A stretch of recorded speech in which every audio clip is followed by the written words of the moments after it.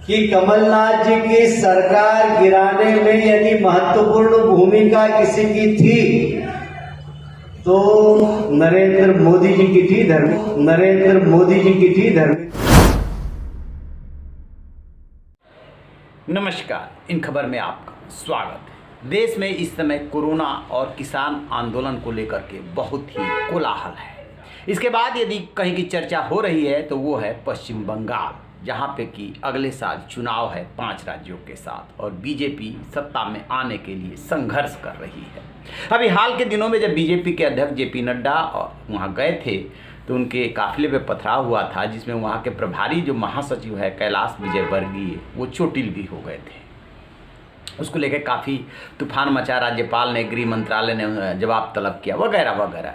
कैलाश विजयवर्गीय यूं भी चर्चे में रहते हैं। आपको याद है ना, उनके बेटे ने जब वहाँ निगम के अधिकारी की पिटाई कर दी थी इंदौर में, तब प्रधानमंत्री नरेंद्र मोदी ने काफ़ी नाराज़गी जताई थी। उनके बेटे विधायक हैं। कैलाश विजयवर्गीय एक बार फिर चर्चे में आ गए हैं और वो उन्होंने बहुत बड़ा खुलासा कर दिया है कि मध्य प्रदेश में इस साल मार्च में जो कमलनाथ सरकार गिरी थी वो सरकार धर्मेंद्र प्रधान ने नहीं बल्कि प्रधानमंत्री नरेंद्र मोदी ने उसे गिराने में अहम भूमिका निभाई थी। और ये किसी का आरोप नहीं है, ये खुद कैलाश विजयवर्गीय इंदौर में जो किसान सम्मेलन हुआ उसमें उन्होंने खुलासा किया। और जिस समय ये खुलासा किया मंच पे धर्मेंद्र प्रधान और मध्य प्रदेश के जो गृह मंत्री हैं नरोत्तम मिश्रा वो भी मौजूद थे।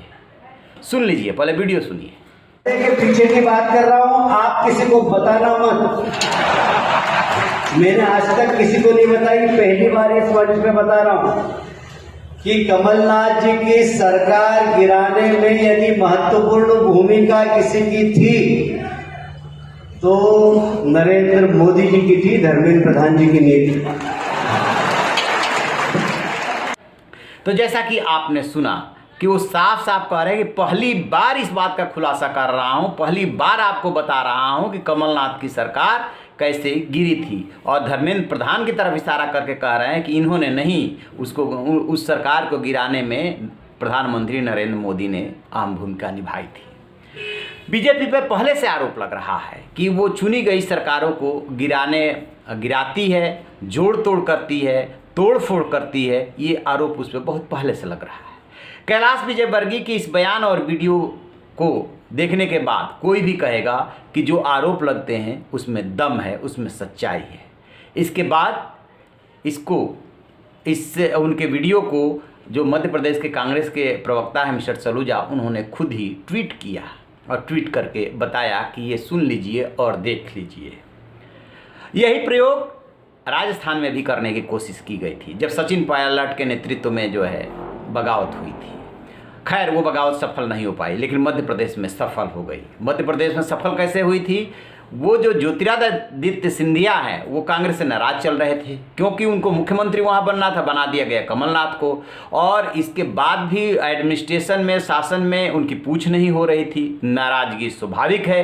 तो उन्होंने 22 विधायकों के साथ बगावत कर दी थी जिसमें कि 6 मंत्री भी थे। और ये सब कुछ तब हुआ जब देश में कोरोना का कहर शुरू हुआ था, यानी कि मार्च में।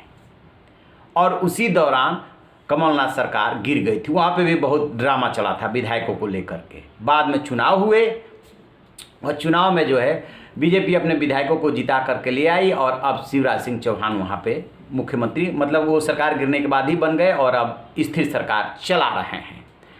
सबसे बड़ा सवाल है और उठेंगे और उठना भी चाहिए कि कोई भी पार्टी या पदाधिकारी किसी भी चुनी हुई सरकार को कैसे गिरा सकता है और इसको लेकर के कोई नेता सेखी कैसे बघार सकता है।